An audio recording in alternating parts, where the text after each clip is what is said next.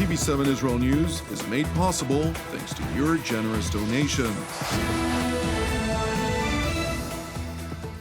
Shalom, good evening. This is TV7 Israel News broadcast to you from Jerusalem. And in today's top stories, Israeli Defense Minister Benny Gantz proclaims that regardless of the outcome of a looming resumption of nuclear talks between Iran and the United States, Israel will work to prevent Iran from acquiring nuclear weapon capabilities.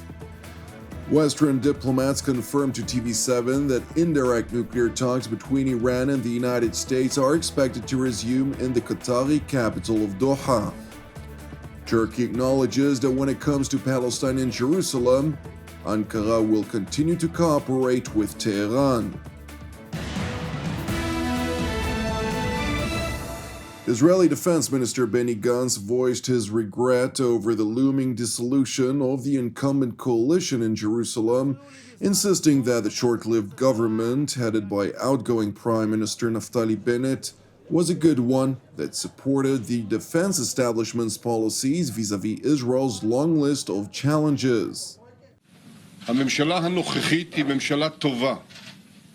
אני כשר ביטחון הצלחתי לממש בה הרבה מהמדיניות שביקשתי להוביל בנושא הפעלת הכוח, בנושא בניין הכוח וגם בהיבט של המדיניות מול עזה, יהודה ושומרון, כמו גם בהיבטים החברתיים.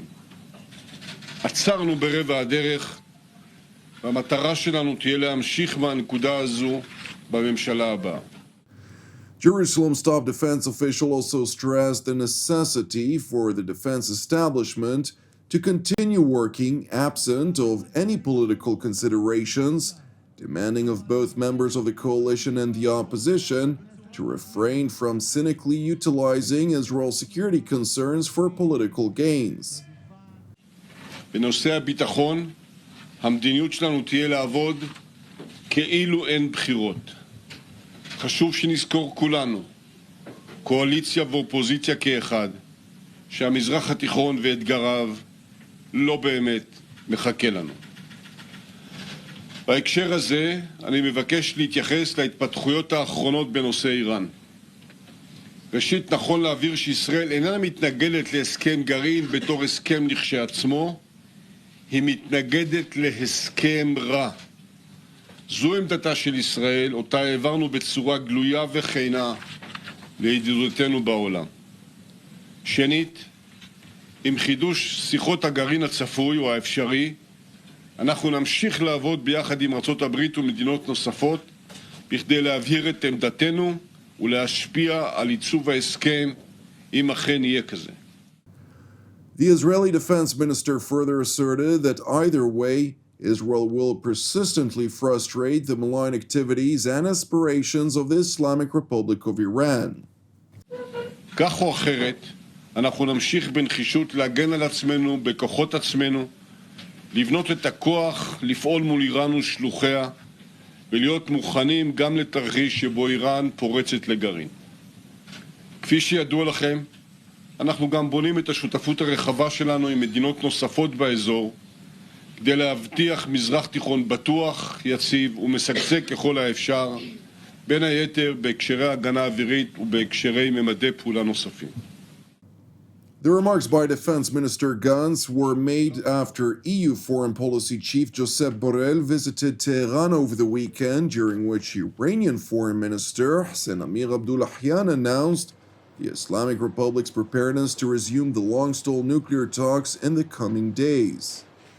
To summarize, the negotiations were stalled, no prospect of restarting, and thanks to this discussion, on the coming days they will start again with close contacts between the US and the Iranians. That's a good news, and let's hope that this will bring the JCPOA again on track. Despite a sense of optimism, Borrell confessed that prospects for an agreement are not necessarily viable since the outstanding political disagreements remain. We are pushing for it. I appreciated goodwill from the Iranian side. There is also goodwill from the American side. We were very happy that they came here.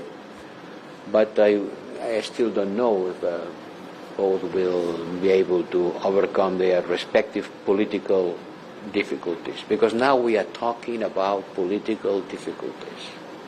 On the economic and nuclear side, I think the agreement is there. But at the end, it is also political consideration from both sides, and I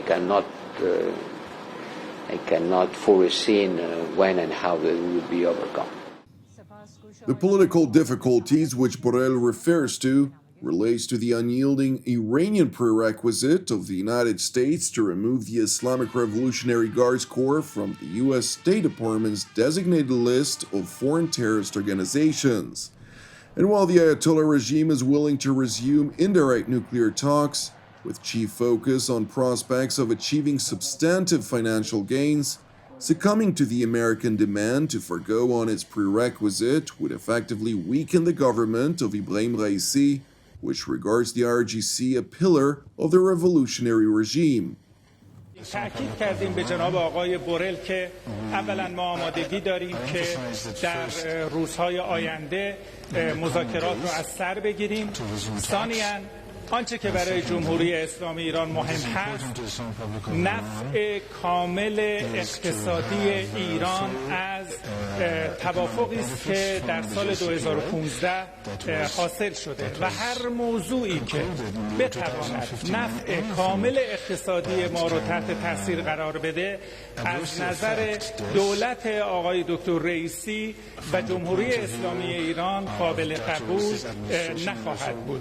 ما سعی می‌کنیم بر مشکلات و نقاط افتراقی که وجود داره در مسیر گفتگوهایی که به زودی از سر گرفته خواهد شد برطرف بکنیم. امیدوار هستیم به طور مشخص طرف آمریکایی این بار واقع بینانه و منصفانه در مسیر مذاکرات و در مسیر رسیدن به نقطه پایانی توافق اقدامات مسئولانه و متعهدانه ای رو انجام بدهد. Despite the Iranian demands, Western diplomats told TV7 that prospects for a revival of the nuclear deal are highly unlikely. While the United States cannot provide the Ayatollah regime any legal guarantees that a future administration would not scrap the so-called Joint Comprehensive Plan of Action in the future, revocation of the IRGC's designation would effectively label the Biden administration as granting a terror organization a free pass despite repeated attacks by this group against its own U.S. forces in the broader Middle East region. Therefore, in remarks made during a press gaggle earlier this week, U.S. National Security Advisor Jake Sullivan stressed, quote, "On Iran, the United States' view is straightforward and has been now for quite some time, which is that we're determined to ensure that Iran does not acquire a nuclear weapon. We think a diplomatic agreement is the best way to do that. We think a mutual return to the JCPOA is in the interest of the United States and our partners. And there is a deal available on the table to Iran, and it's up to Iran to decide whether or not it wants to take it." Meanwhile, indirect talks will evidently take place under Qatar's auspices in its capital Doha. Turning to the Turkish capital of Ankara, where Foreign Minister Mevlut Çavuşoğlu hosted his Iranian counterpart Hossein Amir Abdullahian yesterday, a meeting that focused on bilateral relations as well as regional developments. While relations between Ankara and Tehran sharply deteriorated in recent months, resulting in the cancellation of two previously scheduled trips by the Iranian top diplomat to Turkey, Foreign Minister Çavuşoğlu highlighted that on the matter of Palestine and Al-Quds, the Arabic term for the holy city which is made in reference to Jerusalem, Turkey and Iran are in full agreement. As always, Palestine and Quds is our common cause. As we always highlight, Turkey's position will never change, as we every time reiterate. That's why for our Palestine and Quds cause to be defended, we will continue to be in cooperation. Foreign Minister Amir Abdullahian, for his part, confirmed that the meeting he held with Foreign Minister Çavuşoğlu included extensive discussions about Ankara's concerns vis-à-vis Syria, where Iran is vying for control by means of its Islamic Revolutionary Guard's Expeditionary Quds Force and subsidiary proxies. And while Tehran's top diplomat voiced understanding for Ankara's concerns, he further highlighted the Islamic Republic's convictions regarding Israel and Jerusalem. We understand the security concerns of the Turkish side. The Turkish side's security concerns should be tackled fully and permanently. And the Zionist regime, we believe, is the number one enemy of the whole humanity. When it comes to the Palestinian cause, we all have always known the perspective of Turkey. We are sure of that. Turkey has never given up on the cause of Al-Quds and Palestine. And but we know that the Zionists, wherever they went, they took with themselves dissension and unrest, and we talked about those. Thank you for watching TV7 Israel News. It is important for us to underscore that TV7 Israel is a donation-based ministry. Therefore, if you're blessed by our productions, please consider making a financial contribution that in turn will help us sustain our ongoing operations. Additionally, I would like to encourage you, pray for our persecuted brothers and sisters worldwide and for the peace of Jerusalem and the salvation of Israel. I'm Jonathan Hassan, wishing you an Erev Mevorach, and we will see you again tomorrow at the same time.